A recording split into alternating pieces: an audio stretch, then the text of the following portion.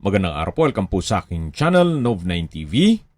Patalasasan po, meron po ba kayong mga properties na napapabayaan or non-performing assets? Plan nyo ibenta, pero wala kayong oras pagbenta nito. Kung ito'y pagkakatiwala nyo po sa amin, tawag lang po kayo sa aking numero, usap po tayo, gawan ko po ng video for free. Yes, libre po. Wala po kayong babayaran. Tutulungan pa namin kayong mabenta ang inyong property. Kami na po bala sa marketing, sa boosting, pati po sa paid advertisements, even sa tripping. Hindi na po kayo mapapagod sa pag-entertain ng mga buyers. Kami na po bala sa lahat. Tawag lang po kayo. Nandito po tayo ngayon sa Mindez, Cavite, kung saan meron po tayong bagong video presentation. Isang brand new, modern design, 3-story house and lot na may swimming pool o heated dipping pool. May lot area po ito na 120 square meters. Ang floor area is 175 square meters. Fully furnished. Meron pong isang master bedroom, 3 bedroom, maid's room, 2 toilet and bath, at meron din pong water tank na 775 liters in case ng water shortage. Fully fenced na rin po. Ito'y gated subdivision at may guard. Napakatahimik po ng lugar, sariwa ang hangin, at malamig po ang klima. Yan po ang main gate at pedestrian gate. Then meron din pong 1-car garage na covered. Tungkol naman po sa dokumento nito, ito'y titulado, buhay po ang may-ari, kaya wala po kayong maging problema sa documentation o sa transfer ng title. Pasok po tayo. Ayan po yung main door. Yan po yung facade. Brand new po ito. Wala po kayong ipapagawa dito. Ito naman po yung tinutukoy ko na heated dipping pool. Pag po may tubig, ganyan ang itsura niya. Meron pong waterfalls at may underwater pool lights. Sa ngayon po, tinanggal ang tubig pero working po ang pump and filtration niyan. Then meron din pong sliding glass door na papunta sa loob ng bahay. Mamaya po check natin yan. Ito naman po yung tinutukoy ko na main door. At dito naman po yung garahe. Yan po yung main gate. At meron pong setback na 1 meter paikot ng buong bahay. Meron din pong concrete fence na may wall-mounted lights. Ang disenyo po nitong property ay pwedeng maging income generating. Especially kung gagawin nyo po itong staycation business or ipasok nyo sa Airbnb. Pero kung ayaw magnegosyo, pwede naman po ito para sa inyong retirement home o bahay bakasyonan. Pasok na po tayo. Welcome po dito sa bahay ni Madam at Sir. Yan po yung main door o wooden door na napaganda ng disenyo. At dito naman po yung hagdan. Check natin dito sa loob. Ito po yung living area o salas. Naka-ceiling cove design, may ceiling panels, ceiling fan, corner lamp, may sofa set at center table, sliding glass window. Dito naman po yung dining area. Ito pong dining set ay meron na pong na-order na upuan yan. Pansamantala lang po muna itong plastic na chair. Upon turnover, meron pong wooden dining chair po yan. Then may drop lights. Ito po yung formal kitchen. May kitchen countertop. Stainless sink with faucet. Built-in gas range. Then wall-mounted kitchen cabinet. Kitchen window, kitchen drawer at storage ng kitchen utensils. Dito naman po ay yung banyo na meron pong hot shower set, overhead shower, bathroom window, wall-mounted towel rack, at meron din pong water closet with bidet. Ito po yung common toilet and bath na from floor to ceiling po ang tile bathroom wall, may vanity mirror at hand wash basin. Paglabas nyo po dito sa common toilet and bath, yan po yung kitchen countertop o formal kitchen. Then dito yung dining area. At matatanong naman natin yung hagdan. May brand new refrigerator. Ito naman po yung access door papunta sa likod ng bahay o service area. Yan po yung setback na papunta naman sa garahe. At dito naman po sa kabila ay meron pong covered area na papunta naman dun sa kabilang side ng bahay. Balik po ulit tayo dito sa loob. Yan po yung dining at living area. At dito naman po yung unang kwarto o first bedroom.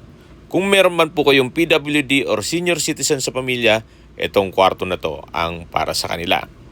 Para hindi na mahirapang umakyat pa sa second floor. Naka-ceiling cove design, may center lamp, may sliding glass window, may bed frame and mattress, customized glass window with blinds. At yan po yung setback na papunta sa likod ng bahay. At dito naman sa kabilang side ay papunta sa garahe. Doon po sa may main gate. Balik po ulit tayo dito sa loob ng first bedroom. May split type aircon na rin po yan. Actually, lahat pong kwarto ay magkakaroon ng aircon. Yun ang nabanggit ni owner. Yan po ulit yung formal kitchen, dining area, then yung common toilet and bath. Yan po yung living area o salas na may access papunta sa dipping pool. Yan po yung waterfalls. Ito po'y heated dipping pool. Yan po yung pedestrian gate at yung main gate hanggang dun sa garahe. Ito po ulit yung living area. Matatanong natin yung dining area at kitchen. Open concept lang po ito, kaya maaliwalas.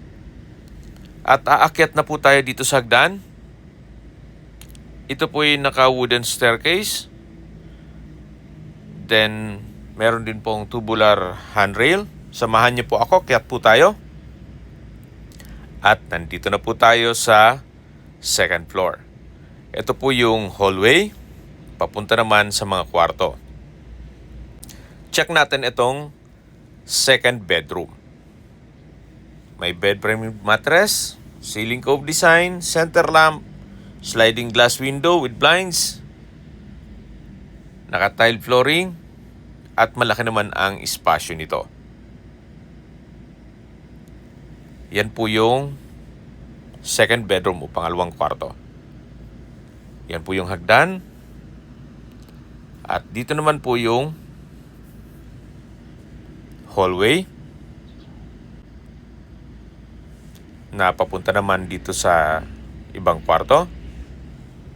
Yung third bedroom. Naka-wooden door, high ceiling, may center lamp, naka-ceiling panels, sliding glass window with blinds, at naka-tile flooring. Yan po yung third bedroom.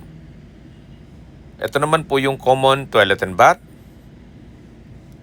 May hand wash basin, water closet, hot shower set, overhead shower, bathroom window, at tile bathroom wall. Meron din pong wall-mounted towel rack. May vanity mirror, At napakaganda ng disenyo ng tiled bathroom wall. Ito po yung fourth bedroom. Malaki naman ang espasyo. Meron pong bed frame with mattress. May ceiling panels. Center lamp. Split type aircon. Sliding glass window with blinds. At sa dulo po ay may access door papunta sa balkonahe. May curtain na rin po yan. Check po natin itong balkonahe. Mula naman po dito, matatanaw nyo ang inyong mga magiging kapitbahay na may ilang kabahayan na rin. At malapad po itong daan. Malapit lang din po ito sa guardhouse. Yun po yung natatanaw natin na maliit na structure sa may gate. Balik po ulit tayo dito sa loob. Ito po yung fourth bedroom. High ceiling, maayos ang pintura ng ceiling at walls, meron rin pong mga outlet. At labas po tayo. Yan po yung common toilet and bath. Ito yung third bedroom. Balik po ulit tayo dito sa hallway. At ito naman po yung panglimang kwarto o fifth bedroom. Naka-wooden door, may ceiling cove design, may center lamp, bed frame with mattress, sliding window with blinds, naka-tile flooring, may mga outlet na rin po. At yan po ang fifth bedroom. Dito naman po yung hagdan na papunta naman sa third level o third floor na parang attic na po ito. Malaki naman po ang espasyo nito. Pwede po itong gawing family area, entertainment room, or kung malaking pamilya, pwede naman pong another bedroom. Meron pong glass wall and window na nag-serve as natural sunlight. Meron din pong access door papunta sa balkonahe. At may sariling banyo na may water closet with bidet, tiled bathroom wall at bathroom window. Check natin dito naman sa kabilang side na kung saan dito po yung balkonahe. Malaki po naman ang espasyo dito. At dito naman po ay mas tanaw yung kapaligiran. Yan, sabi ko sa inyo kanina, napakasariwa po ng hangin. Napakatahimik ng lugar at malamig po ang klima. Meron pong wall panels. At habang pinagmamasdan nyo po ang kapaligiran, pag-usapan na natin ang distance, location at travel time. Mula po sa highway, 190 meters lang po ang distance or walking distance. Napakalapit lang po nito sa provincial highway, kaya accessible din po ito ng public transportation. At kung papunta naman sa bayan mismo ng Mindez, kung saan nandun na rin po ang public market, groceries, convenience store, remittance center, at iba pang business establishments, ang distance is 2.4 kilometers at ang travel time is 7 minutes. At malapit na rin po doon ang hospital na Mindez Specialist Medical Center. At yan po yung lagi kong binabanggit sa inyo na dapat nyo i-consider sa paghanap ng property ay yung meron pong malapit na hospital. Hindi ko naman po sinasabing sakitin kayo. Yan naman po ay for emergency purpose lang naman. At mula naman po sa Tagaytay Bypass Road, ang distance is 3.7 kilometers at ang travel time is 10 minutes. Mula naman po sa Mendez Crossing, ang distance is 5.6 kilometers at ang travel time is 14 minutes. Mula naman po sa Tagaytay Rotonda, ang distance is 11.1 kilometers at ang travel time is 24 minutes. Kung manggagaling naman po sa airport, ang distance is 73.8 kilometers at ang travel time is 1 hour and 28 minutes. Okay, recap lang tayo sa mga nag-skip ng video. Ito pong property ay nasa Mendez, isang guarded subdivision. May lot area po ito na 120 square meters at may floor area na 175 square meters. Fully furnished, fully fenced na rin po at meron pong steel gate. Meron din pong heated dipping pool. Ito po yung nasa mataas na lugar kaya flood-free area at walking distance mula highway. Accessible din po ito ng public transportation. May isang master bedroom, 3 bedroom, maid's room, then meron pong toilet and bath, may water tank in case ng water shortage, may pocket garden. At tungkol naman sa dokumento nito, ito'y titulado, buhay po ang may-ari, kaya wala po kayong maging problema sa documentation o sa transfer ng title. Kaya kung hanap nyo yung isang brand new na house and lot na fully furnished at meron pang maliit na swimming pool o dipping pool, you might consider this property.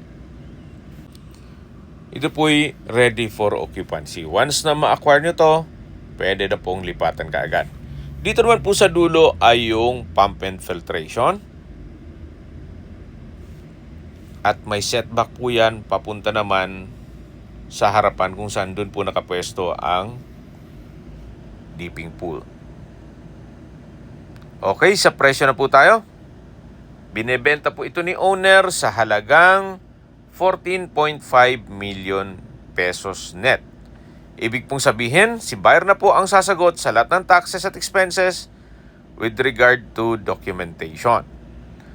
Kung may mga katanungan po kayo o gusto magpaset ng tripping dito sa property na to, tawag lang po kayo sa aking numero. At sa mga kababayan naman natin nasa ibang bansa, meron po akong WhatsApp, Viber, Telegram at Signal. Same number lang po, 0917-316-3399. Sa mga nagtatanong naman po ng aming Facebook, meron po aming Facebook page na Nov9TV at Facebook Real Video. Meron din pong TikTok at Instagram. May ibang YouTube channel po kami, the Nov9TV channel, Nov9TV Listings, Nov9TV On The Spot, Nov9TV Updates, at Nov9TV House Rental.